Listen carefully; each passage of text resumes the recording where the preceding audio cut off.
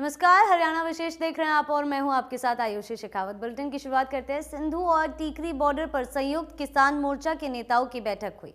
संयुक्त किसान मोर्चा के नेताओं की मीटिंग में ट्रैक्टर से संसद मार्च को लेकर बड़ा फैसला लेते हुए 29 नवंबर को ट्रैक्टर से संसद मार्च स्थगित कर दिया है। संयुक्त किसान मोर्चा ने कहा है कि सरकार ने 29 नवंबर को संसद में बिल लाकर तीनों कृषि कानूनों को वापस लेने का भरोसा दिलाया है। इन सबको देखते हुए हमने 29 नवंबर को ट्रैक्टर मार्च स्थगित कर दिया है। प्रधानमंत्री जी देर आए दुरुस्त आए, मोर्चा जीत की ओर है। लगभग हम मोर्चा जीत चुके हैं। साथियों, 29 तारीख को हमारी इस आगे बढ़ने की कॉल थी, उसी संबंध में आज मीटिंग रखी गई थी। आज सरकार की तरफ से कुछ बयान आए हैं और मोर्चे ने उन बयानों पर विचार करते हुए यह निर्णय किया है कि 4 तारीख को दोबारा मीटिंग करेंगे। और जो हमने चिट्ठी प्रधानमंत्री जी को लिखी है, वो चिट्ठी आपके पास भी है, पूरी जनता के पास है और प्रधानमंत्री के पास भी पहुंच गई है। जब तक वो चिट्ठी की पूरी मांगे पूरी नहीं होती, हम संघर्ष करते रहेंगे। और 4 तारीख को अगर हमारी मांगे जो शेष है ना मानी गई, तो हमें कोई सख्त ऐलान करना पड़ेगा। जब हमने 29 का संसद कूच का ऐलान किया था, तब 3 कानून रिपील नहीं हुए थे। उन्होंने पार्लियामेंट में विश्वास दिलाया है कि वो 29 को इन्हें रिपील करेंगे। हमने वेट किया है और ऐलान करते हैं कि 29 का संसद कूच संयुक्त किसान मोर्चा की तरफ से सस्पेंड किया जाता है, पोस्टपोन किया जाता है। एसकेएम नेताओं ने कहा कि सरकार को किसानों के साथ बातचीत कर मेज पर लौटना पड़ेगा। बगैर एमएसपी के किसान वापस नहीं जाएंगे। किसानों पर दर्ज केस वापस लिए जाने, शहीद किसानों की स्मृति में शहीद स्मारक के लिए जगह देने समेत अन्य मसलों पर सरकार बात करे। हमने तभी प्रधानमंत्री जी को चिट्ठी लिखी थी, जिसमें हमारा एमएसपी का मुद्दा, जो हमारे किसान शहीद हुए हैं उनके लिए कंपेंसेशन और रिहेबिलिटेशन परिवारों का, जो साथी हमारे ऊपर केस हुए, केवल हरियाणा में ही 48,000 किसानों के ऊपर केस हैं। वो केस यूपी, पंजाब, हरियाणा सब जगह के जो हैं, वो सब केस वापसी का मुद्दा है। फिर मुद्दा है कि जो यहाँ हमारा है कि हमें एक स्मारक के लिए जगह दी जाए और लखीमपुर खीरी के इंसिडेंट के दोषी जो हैं, वो अपने टैनी साहब, उनको बर्खास्त किया जाए। बिजली बिल और पराली वाला बिल जो है वो बर्खास्त किए जाए। ये मुद्दे जो थे, ये मुद्दों को लेकर प्रधानमंत्री जी की चिट्ठी लिखी गई थी, वो अभी उनके ऊपर जवाब आना बाकी है। इसलिए 4 तारीख को हम अगले एक्शन का ऐलान करेंगे। 29 तारीख का संसद मार्च का कार्यक्रम स्थगित है, खत्म नहीं है। हम इस पर 4 तारीख को फैसला लेंगे। अगर 4 तारीख तक जो चिट्ठी दी गई है प्रधानमंत्री जी को, उस चिट्ठी पर प्रधानमंत्री जी का सार्थक जवाब नहीं आया और संयुक्त किसान मोर्चे से सरकार वार्ता करे, ये है सबसे महत्वपूर्ण बात। सरकार को संयुक्त किसान मोर्चे से वार्ता की टेबल पर लौटना पड़ेगा।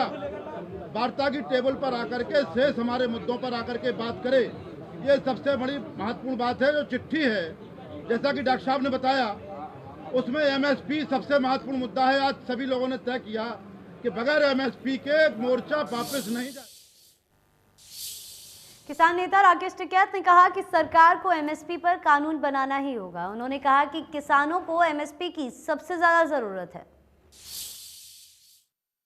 कानून वापसी लिया भारत सरकार ने, उस पर संयुक्त मोर्चे ने भी विचार करा कि भाई कानून वापसी लिया और भारत सरकार एक बातचीत की लाइन पे आई है। तो जो हमारे प्रस्तावित कार्यक्रम थे 29 तारीख का, वो भी वापसी ले लिया है और 4 तारीख को हमारी फिर मीटिंग होगी संयुक्त मोर्चे की। तो उसमें आगे प्रोग्राम हम तय करेंगे कि आगे प्रोग्राम कैसे करना है, क्योंकि 4 तारीख तक जो 3 कानून हैं ये भी हाउस में आ जाएंगे और उम्मीद है कि इस पे ये वहां से रिफिल हो जाएगा। अभी 750 जो किसान हमारे शहीद हुए हैं, उस पर भारत सरकार ने कोई जवाब नहीं दिया। जो हमारे ऊपर मुकदमे हैं उस पर कोई जवाब नहीं दिया। जो लखीमपुरी खीरी की घटना है उस पर कोई जवाब अभी नहीं दिया। और एमएसपी जो इन्हीं कानूनों के साथ में थी, जो बार बार ये कहते जी एमएसपी पे मत बोल लो, क्योंकि एमएसपी ही सबसे ज्यादा लूट एमएसपी पे होती है किसान की, तो उससे भारत सरकार बचने चाहती है। वो हमारा बड़ा इशू प्रायोरिटी पे है कि एमएसपी को लीगल कानूनी गारंटी भारत सरकार दे, और उस पर पूरे देश की निगाहें उस पर है। सब प्रेस के माध्यम से हम कहना चाहते हैं भारत सरकार को कि एमएसपी पे लीगल गारंटी हमको कानून बना कर दे दे। इसके बाद में एक कमेटी बनेगी जो दूसरे मामले होंगे, वो चाहे सीड बिल का हो, पेस्टिसाइड बिल का हो, वो दूध डेयरी वाला प्लान हो या केसीसी वाला मामला हो, जो भी भारत सरकार के साथ में और बातचीत किसान की होनी है, उस पर एक कमेटी गठन कर दे जो दूसरे मामलों को, इनसे अलग मामलों को देखेगी। ये अभी हमारी डिमांड भारत सरकार से है। आगे बढ़ते राजधानी दिल्ली के बॉर्डर पर किसान आंदोलन जारी है। किसानों के रुख से सरकार पशोपेश में है। किसानों की घर वापसी के लिए सरकार की तरफ से लगातार अपील की जा रही है। कृषि मंत्री नरेंद्र तोमर ने किसानों से घर लौटने की अपील करते हुए कहा कि सरकार किसानों के भले के लिए तीनों कृषि कानून लेकर आई थी, लेकिन सरकार किसानों को समझाने में नाकाम रही। उन्होंने पराली जलाने पर केस नहीं दर्ज करने की घोषणा की। साथ ही किसानों पर दर्ज केसों को लेकर राज्यों का मामला करार देते हुए कहा कि सरकार ने किसानों की ज्यादातर मांग पूरी कर ली है। शुरुआत 3 कृषि कानूनों को रिपील करने की मांग को लेकर हुई थी। यद्यपि भारत सरकार ने 3 कृषि कानून कृषि सुधार के लिए किसानों की भलाई की दृष्टि से बनाए थे, भारत सरकार ने आंदोलनरत किसान संगठनों के साथ पूरी संवेदनशीलता के साथ चर्चा की, लेकिन हम किसान संगठनों को इनके लाभ समझाने में सफल नहीं हो पाए। इसका हमें दुख है। प्रधानमंत्री जी ने जीरो बजट खेती, क्रॉप डाइवर्सिफिकेशन, एमएसपी को और प्रभावी, पारदर्शी बनाने जैसे विषयों पर विचार करने के लिए एक समिति बनाने की घोषणा की है। इस समिति में आंदोलनरत किसानों के प्रतिनिधि भी रहेंगे। किसानों की क्रॉप डाइवर्सिफिकेशन और एमएसपी पर विचार करने की भी मांग थी। यह मांग इससे पूरी होती है। किसान संगठनों ने पराली जलाने पर किसानों पर क्रिमिनल ऑफेंस से उन्हें मुक्त किया जाए, यह मांग भी की थी। भारत सरकार ने इस मांग को भी मान लिया है। जहां तक आंदोलन के दौरान केस रजिस्टर्ड का सवाल है, वह राज्य सरकार के अधिकार क्षेत्र का विषय है। राज्य सरकारें केस की गंभीरता को ध्यान में रखते हुए उस पर निर्णय करेगी। मुआवजे का सवाल भी राज्य सरकारों के अधीन है। मैं समझता हूं कि अब आंदोलन का कोई औचित्य नहीं बनता है, इसलिए मैं किसान संगठन और किसानों को यह निवेदन करना चाहता हूं कि वो अपना आंदोलन समाप्त करें, बड़े मन का परिचय दें और प्रधानमंत्री जी की जो घोषणा है उस घोषणा का आदर करें और अपने अपने घर। कृषि मंत्री जेपी दलाल ने कहा कि प्रधानमंत्री नरेंद्र मोदी की बिल वापसी की घोषणा के बाद किसान नेताओं को उन पर विचार करना चाहिए। लोकतंत्र में ऐसी समस्याएं आती रहती है, उनका समाधान भी होता है। अगर किसान नेताओं को राजनीति करनी है तो सीधा सीधा करे, किसानों के नाम पर ना करें। जेपी दलाल ने कहा कि हरियाणा में किसानों के लिए बीजेपी ने जो किया है उतना किसी पार्टी ने नहीं किया। एमएसपी पर बोलते हुए कृषि मंत्री जेपी दलाल ने कहा, ये मांगे उचित और व्यवहारिक नहीं है। मांग करें तो व्यवहारिक करें जो किसान को हित में रखे। राजनीति करने के लिए इस तरह की मांग करना देश के हित में नहीं है। हरियाणा सरकार देश में सबसे ज्यादा एमएसपी पर फसलें खरीदती है और अच्छे भाव देती है।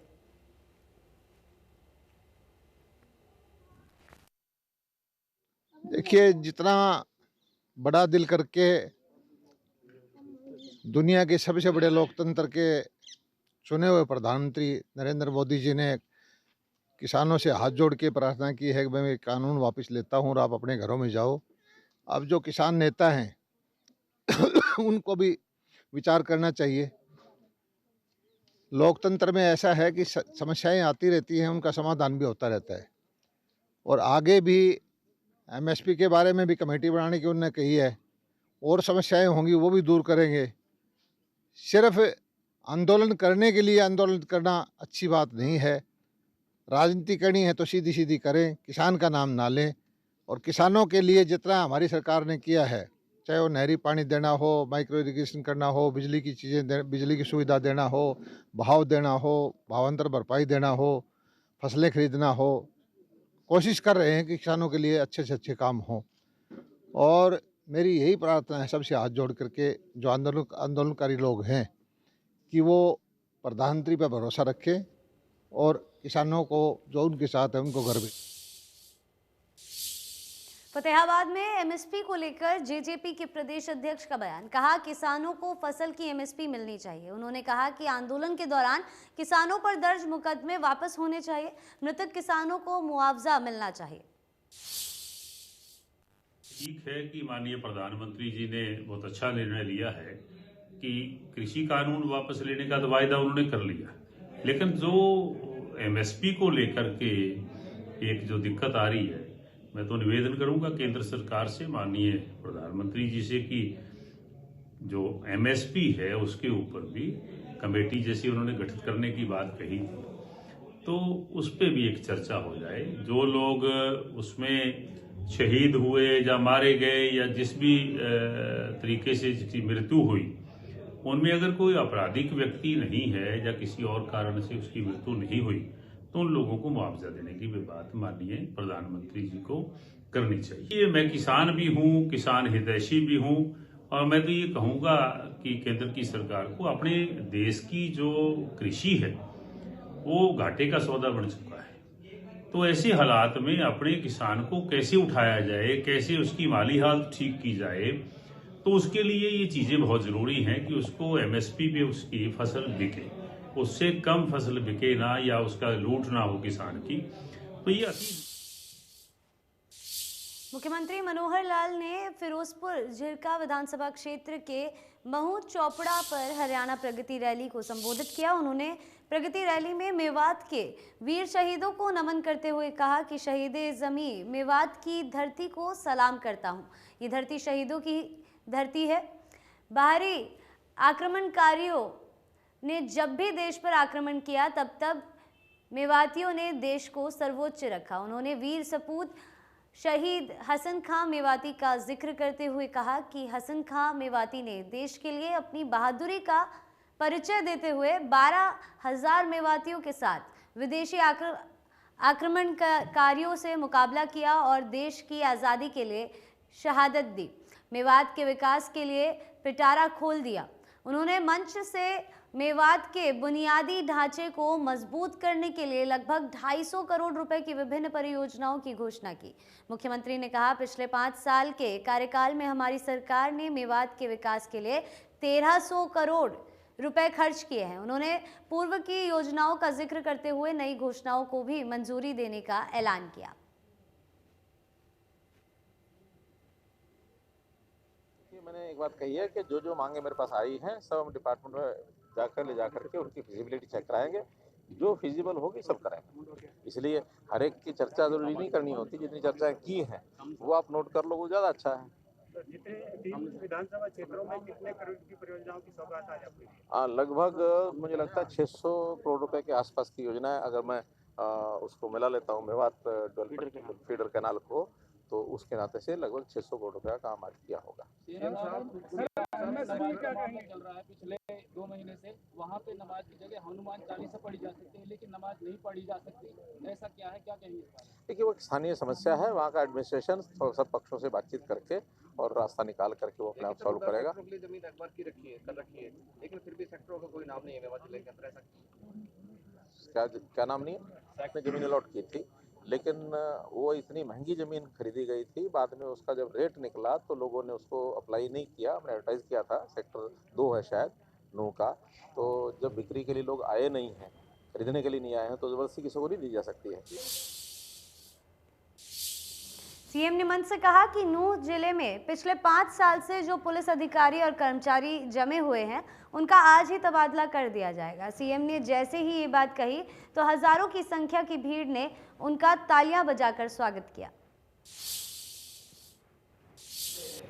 यह सीनियर लोग कई सालों से यहाँ बैठे हैं, तो हमने तय किया है कि आज जाते ही चंडीगढ़ जो लोग 5 साल से पुराने बैठे हैं, उनका सबका ट्रांसफर आज ही हो जाएगा।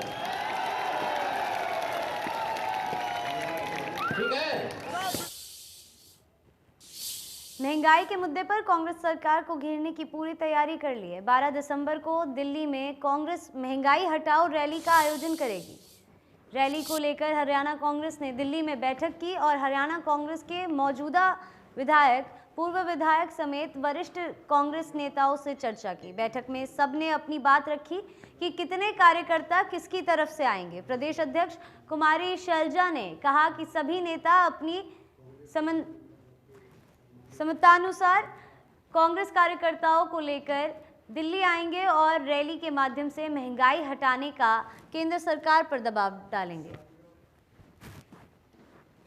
भागीदारी किसी भी प्रदेश से कम नहीं होगी, आगे होगी। माननीय हुड्डा साहब और शैलजा जी के नेतृत्व में इन दोनों की जिम्मेदारी है, नैतिक और हर लिहाज से इन दोनों की जिम्मेदारी है। इन्हें इस बैठक को, हरियाणा की भागीदारी को सफल बनाना है, ऐतिहासिक बनाना है। सर तैयारी है, हर बार हरियाणा में पूरी पार्टिसिपेशन होती है, अभी पूरी तरह से जी 12 तारीख को रैली है, केंद्रीय स्तर पर दिल्ली में होने वाली है। और ये महंगाई का मुद्दा ऐसा है जिसे कांग्रेस पार्टी ने लोगों के बीच में जाकर उठाया है जन जागरण अभियान के तहत। और संसद का सत्र भी होना है, उसमें भी, संसद में भी ये बात उठाई जाएगी। कांग्रेस प्रमुख विपक्षी पार्टी है और ये हमारी जिम्मेवारी है, हमारा कर्तव्य है कि हम लोगों की बात को उठाएं। और उसी के तहत 12 तारीख को रैली होगी दिल्ली में और उसमें हमारी नेता श्रीमती सोनिया गांधी जी, राहुल गांधी जी, प्रियंका गांधी जी, सभी लोग, इनका आह्वान है कि हम लोगों के बीच में जाकर रैली को सफल करें। और हम करेंगे क्योंकि लोगों में इतना ज़्यादा आज के दिन इन बातों का रोष है और कांग्रेस पार्टी इस बात को उठा रही है, तो लोग चाहते हैं कि कांग्रेस इसी तरह से उठाए और पूरे मन से, उत्साह से लोग आएंगे। और 12 तारीख की कांग्रेस पार्टी की रैली है, महारैली होने जा रही है, जिसमें सभी मुद्दों को उठाया जाएगा। महंगाई प्रमुखता से उस रैली में हम इस महंगाई के मुद्दे को उठाएंगे जो आज आम जनता त्रस्त है। किसान के साथ जो बनी, सारा देश जानता है, उस मुद्दे को उठाएंगे। तो उन मुद्दों को लेकर रैली की जाएगी। आज उसी की हमने जींद में कांग्रेस महासचिव रणदीप सिंह सुरजेवाला ने कहा कि हरियाणा प्रदेश में कानून का नहीं गुंडा राज है। हरियाणा में अपराध चरम पर है। उन्होंने कहा कि कांग्रेस राज में 6000 किलोमीटर दूर से अपराधियों को पकड़ कर लाए थे, लेकिन मौजूदा सरकार यहां के अपराधियों को पकड़ने में नाकाम है।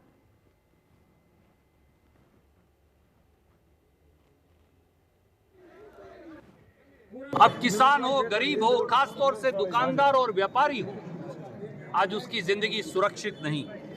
हमारा दुकानदार, हमारा व्यापारी आज खौफ के साए के अंदर जीने को मजबूर है। संगठित अपराध, संगठित गिरोह खुलेआम पनप रहे हैं। व्यापारियों की हत्या हो रही है।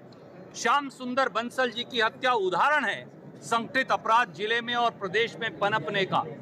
इसी प्रकार से 1 दर्जन के करीब ऐसे वाकये हैं जब जींद में फिरौती मांगी गई और मजबूरी में दे दी गई। सफीदों के सारे डॉक्टर साहिबान सफीदों छोड़कर पलायन कर गए। जुलाना का व्यापारी पलायन कर गया। उचाना की यही स्थिति है। आए दिन डकैती, आए दिन फिरौती, आए दिन लूट, आए दिन चोरी, आए दिन गुंडागर्दी। ये सच्चाई है कि हरियाणा की जो मानचित्र है सामाजिक, अब उसका हिस्सा बन गया है। और इसी के साथ हरियाणा विशेष में आज के लिए इतना ही। आप बने रहे इंडिया न्यूज के साथ।